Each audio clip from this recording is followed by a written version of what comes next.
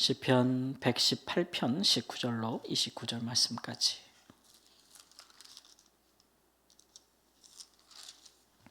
(19절) 말씀. 내게 의의 문들을 열지어다. 내가 그리로 들어가서 여호와께 감사하리로다. 이는 여호와의 문이라. 의인들이 그리로 들어가리로다. 주께서 내게 응답하시고 나의 구원이 되셨으니 내가 주께 감사하리이다. 건축자가 버린 돌이 진모퉁이의 머릿돌이 되었나니 이는 여호와께서 행하신 것이요 우리 눈에 기이한 바로다. 이날은 여호와께서 정하신 것이라. 이날에 우리가 즐거워하고 기뻐하리로다. 여호와여 구하옵나니 이제 구원하소서. 여호와여 우리가 구하옵나니 이제 형통하게 하소서. 여호와의 이름으로 오는 자가 복이 있으며 우리가 여호와의 집에서 너희를 축복하였도다. 여호와는 하나님이시라. 그가 우리에게 빛을 비추셨으니 밧줄로 절기 제물을 제단불에 멜지어다. 주는 나의 하나님이시라. 내가 주께 감사하리이다. 주는 나의 하나님이시라. 내가 주를 높이시리이다. 여호와께 감사하라. 그는 선하시며 그 인자하심이 영원함이로다. 아멘. 아마 시편 118편이 시편 전체 중에서도 가장 유명한 시편이 아닐까 싶습니다. 시편 118편은 신약 성경에서도 가장 많이 인용된 그런 구약 성경으로 유명합니다. 우리가 작년에 우리 신앙의 구호가 이제 형통하게 하소서라는 거였죠. 그 말씀도 여기서 나온 것인데, 이스라엘 백성들이 절기 때마다 성지 순례를 하지 않습니까? 그러면 이제 예루살렘으로 이렇게 올라가는데, 요단강을 건너서 이제 예루살렘으로 올라가는 길은 경사가 꽤 있는 길이거든요. 그렇게 쭉 올라가다 보면 예루살렘으로 올라가고 이제 성전으로 올라가게 됩니다. 그럴 때 이제 예루살렘 순례자들이 예루살렘 성에 도착하게 되면은 거기서 이제 19절 말씀 우리가 읽은 데도 순례자들이 의의 문들아 열지어다. 내가 그리 돌아가서 여호와께 감사하리로다. 이렇게 이제 노래하고 외치는 것이죠. 그리고 또 이제 그들이 성전에 이르러서는 여호와여 구하옵나니 이제 구원하소서. 여호와여 우리가 구하옵나니 이제 형통하게 하소서. 이 말이 신약 성경에서는 호산나라는 말로 대체되었다고 했잖아요. 그래서 이제 성문으로 들어갈 때 그렇게 하고 또 성전문에 들어갈 때 그렇게 하면 그 제사장들이 이제 26절 말씀으로 화답하는 거죠. 여호와의 이름으로 오는 자가 복이 있으며 우리가 여호와의 집에서 너를 축복하였도다. 이렇게 이제 성전으로 순례하는 자들, 예루살렘으로 순례하는 자들을 향해서 제사장들이 두 손을 들어서 축복하는 것입니다. 하나님의 집으로 오는 자들을 축복하는 것으로. 그래서 이스라엘 백성들은 이 시편의 이 부분을 이제 절기 때마다 계속 이제 부르면서 성지 순례를 하였고, 이것이 실제로 어떻게 사용되었을까에 대한 신뢰를 우리는 이제 신약 성경에서 보는데요. 예수님께서 이제 나귀 새끼 타고 가나안 땅에 입성하실 때, 그 예루살렘에 입성하실 때, 그때 이제 백성들이 호산나 그러면서 이 종려나무 가지를 흔들면서 호산나 호산나 하지 않았습니까? 이게 이제 요거를 보여주는 거예요. 이 노래를 불렀다는 것을 보여주는 것으로서, 이게 처음 출발할 때 이 시편은 이제 문 나라들 중에서 하나님께서 여호와께서 이스라엘 백성들을 높이신 것을 기념하는 것으로 지어진 절기 찬양이었습니다. 특별히 이제 우리가 이 찬양하는 이유를 보면은요, 22절 보면 건축자가 버린 돌이 진모퉁이의 머릿돌이 되었나니 이는 여호와께서 행하신 것이 우리 눈에 기이한 바로다. 이렇게 얘기했잖아요. 그러니까 이스라엘 백성들이 본래 이 건축자로 표현된 많은 당시의 그 나라들의 지도자들, 통치자들을 볼 때 이스라엘 백성들은 쓸모없고 뭐 이렇게 버린 돌이라는 거죠. 그러니까 뭐 나라를 세우거나 그들이 뭔가를 할 때 이스라엘 백성들의 이 히브리 민족들은 다른 민족들에 비해서 아주 약하고 수도 적고 그리고 자기 땅도 없고 떠도는 민족이고, 수는 또 늘었지만 뭐 이집트에서 노예 생활하던 사람들이고, 그러니까 이런 사람들은 뭔가 이렇게 요긴하게 쓸 수 없는 그런 이제 나그네에 불과했던, 사람들이 무시했던 그런 민족이었는데, 하나님께서 그 민족을 택해가지고 하나님 나라라는 것, 하나님 통치라는 것, 하나님의 구원, 또 하나님이 어떤 분인지 그런 것들을 세계의 문 나라 중에 보여주는 요긴한 돌로 썼단 말이에요, 하나님께서. 그래서 그게 굉장히 기이하다, 사람들이 보기에 굉장히 기이하다라는 것으로 이제 이스라엘이 경험하면서 그런 하나님을 찬양하는 겁니다. 그래서 자기들을 정말 존재감이 없는 그런 연약한 민족에서 땅을 가지고 후손을 가지고 나라를 이루고 성전을 세우고 거룩한 도성 예루살렘을 세우게 하신 하나님을 찬송하면서 거기에 성 안으로 들어가면서 성전으로 들어가면서 하나님을 찬양하는 구원의 하나님을 찬양하는 그런 노래로 불렀던 것이거든요. 근데 이것이 이제 계속 불려서 내려오다 보니까 이스라엘 백성들 중에 이것이 이제 어떤 것에 대한 예언으로 이해됐냐면 이제 메시아 하나님께서 우리를 구원하실 구원자를 보내주시며, 왜냐하면 그들이 훗날 역사 가운데 이방 민족의 통치를 많이 받았잖아요. 그러니까 여기서부터 우리를 구원하실 메시아가 오시면 이런 날이 다시 일어날 것이다.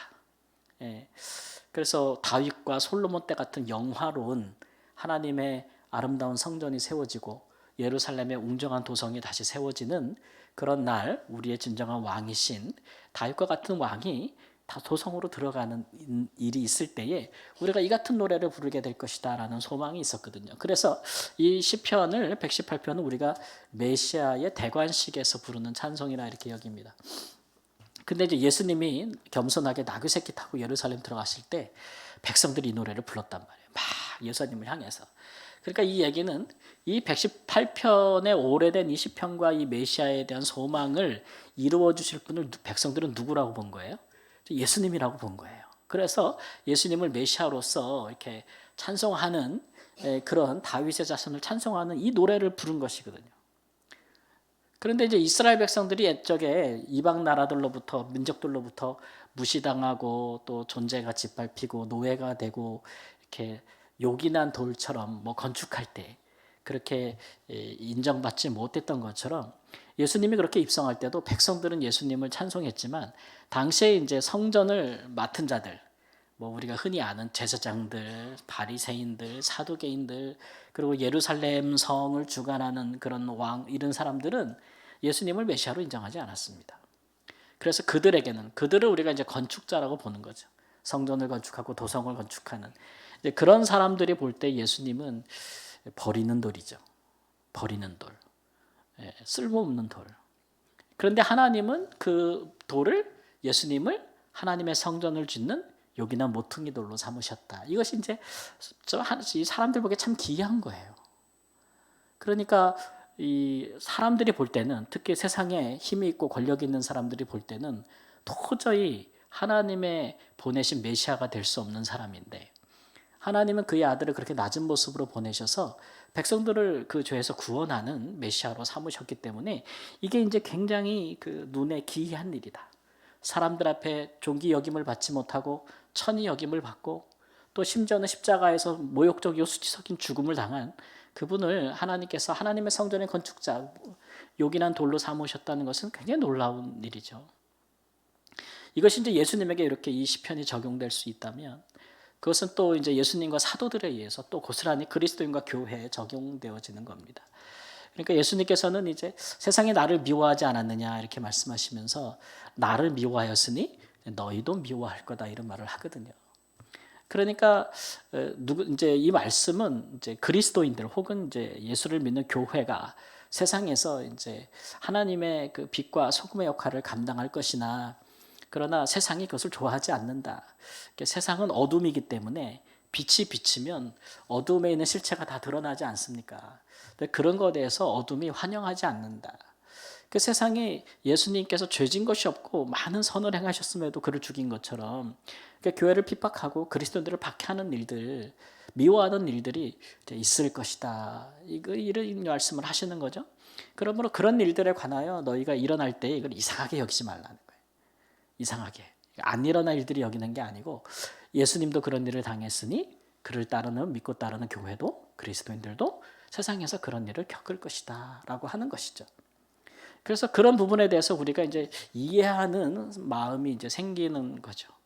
그래서 물론 세상에서 뭐 이런저런 고난이나 어려움이 있을 수 있는데, 그리스도인들은 더욱더 그런 것은 세상을 주관하는 주관자들, 통치력, 통치 세력, 권세, 또는 하늘에 있는 영들, 뭐 이런 것들이 우리를 좋아하지 않는다는 거예요. 우리는 이 땅에서 하나님의 백성들이고 하나님의 나라를 이뤄가는 사람들이고 하나님의 말씀을 실천하는 사람들이기 때문에, 이게 하나님 나라가 완전히 우리 세상에 도래하지 않았기 때문에 아직은, 그래서 예수님을 그리한 것처럼 또 초대교회나 사도들을 그리한 것처럼 우리를 미워하는 일들이 있을 거예요. 이것이 바로 이제 우리가 그 예수님처럼 건축자의 버린 돌이 되는 그런 일들이 우리도 동일하게 경험하게 될 것이라고 이미 예수님께서 말씀하셨습니다. 그럼에도 불구하고 하나님은 그런 그리스도인들, 그런 교회를 세상을 살리고 하나님의 거룩한 나라와 성전을 지어져가는 모퉁이 돌로 삼으실 것이다 라는 말씀도 우리가 같이 기억해야 되겠죠. 그래서 우리가 세상에서 뭔가 좀 선을 행하고자 하면, 또 세상에서 의롭게 살고자 하면, 또 세상에서 복음을 전하는 삶을 살고자 하면 어려움이 없을 수 없고 미움을 받을 수밖에 없고 또 심지어는 박해를 받을 수밖에 없고 그런 일들이 많다는 것이죠. 많다. 그러나 이것이 잘못된 것은 아니고 사실은 이제 예수님이 걸어가신 그 좁은 길로 우리도 같이 걸어가는 부분이 있고 또 당하는 미움도 있고 어려움도 있겠으나 또 그것을 이기게 하시고 승리하게 하시는 하나님의 놀라운 능력과 또 역사와 그런 것도 그만큼이나 더하여진다라는 것들을 이제 우리에게 보여주고 계신 것이죠. 그래서 그런 일들을 경험하면서 우리 그리스도인들은 세상에서 좀 미움을 받지만 그래도 하나님께 이제 감사하는 것이죠. 여러분 가서 복음을 전해 보십시오. 가족들이나 형제들이나 아는 사람들에게 다 예수 믿으라고 하고 막 그 복음을 전해 보세요. 그 사람들에게 미움받지 좋게 여김을 받지 못한다는 얘기지. 그래 할지라도 우리는 그런 일들을 경험하면서 우리가 참 그래도 그런 가운데도 우리 인생에 오셔서 우리를 선한 길로 또 우리를 사랑해 주시고 또 우리가 그 모든 걸 경험하면서도 하나님으로 인하여 하나님께 감사하게 되는 그런 일들이 우리 가운데 놀랍게 일어난다는 거죠. 이것들이 사람들 보기에는 기이한 것 같아도 다 하나님이 행하시는 일이라 이렇게 이제 말씀하고 있는 겁니다. 그래서 우리는 그냥 마음에 그렇게 생각하시면 돼요. 내가 그리스도인답게 정말 신앙이 좋으면 좋을수록 또 말씀을 잘 실천하면 실천할수록 내가 성령의 감동을 많이 받아서 성령의 사람이 되면 될수록 내가 하나님의 사람이 되면 될수록 뭐를 받는다고요? 하나님께는 사랑을 받으나 세상에서는 미움을 받는다. 그렇게 그냥 여기시면 되는 겁니다. 그게 좁은 길 가는 거거든요. 쉬운 길이 아니에요. 그러나 이제 우리 주님께서 가신 길이고 그 믿는 자에게 따라오라 하신 길이기 때문에 우리가 이제 그 길을 가는 것이죠. 그러면서도 이제 감사함으로 가는 것이고 이런 것들을 보여주는 시편이라고 우리에게 할 수가 있겠습니다. 우리가 예수 믿는 것 때문에 예수님을 따르는 것 때문에 예수님 말씀대로 사는 것 때문에 또 막 기도하다가 내 마음에 주신 은혜나 또는 성령님의 음성을 듣고 행하는 것 때문에 그런 것 때문에 미움받고 뭔가 미운 털이 박히고 사람들한테 또 어려워지고 힘들 수 있어요. 그럼에도 불구하고 우리가 하나님의 인자하심과 선하심을 찬양하고 그분한테 감사할 수 있는 것은 그것이 하나님께서 우리를 버리시는 것이 아니라 요긴하게 쓰시는 방편이다 라는 것들을 우리가 이스라엘 역사를 통해서 예수님을 통해서 초대교회나 사도들의 삶과 사역을 통해서 우리가 본바고 하나님의 말씀이 여전히 우리에게 그렇게 정하고 있다라고 하는 것이죠. 그렇게 사는 사람들은 이렇게 하나님 앞에 나올 때 이날 24절에 보면 이날은 여호와께서 정하신 것이라 이날에 우리가 즐거워하고 기뻐하리라. 하나님 앞에 나와서 정하신 날에 이렇게 기뻐하고 즐거워하는 것은 물론이고 정말 우리가 주님 앞에 가는 그날에 혹은 주님이 오신 그날에 그렇게 산 사람들의 기쁨과 즐거움은 이루다 말할 수가 없을 것이다 라는 것들을 우리에게 말씀하고 있는 겁니다. 그래서 우리가 보통 사람들이 상식적으로 아니면 이성적으로 이렇게 생각하는 그런 흔한 종교 생활이 아니라 정말 예수님께서 가신 또는 믿음의 선조들이 갔던 혹은 말씀이 우리에게 인도하는 성령이 우리를 이끌어 가시는 그런 신앙생활이 무엇인지를 생각하고 이 모든 일이 하나님 앞에 참되고 옳다고 인정받을 수 있는 그리스도인의 삶을 사시기를 우리 주 예수님의 이름으로 축원합니다. 아멘.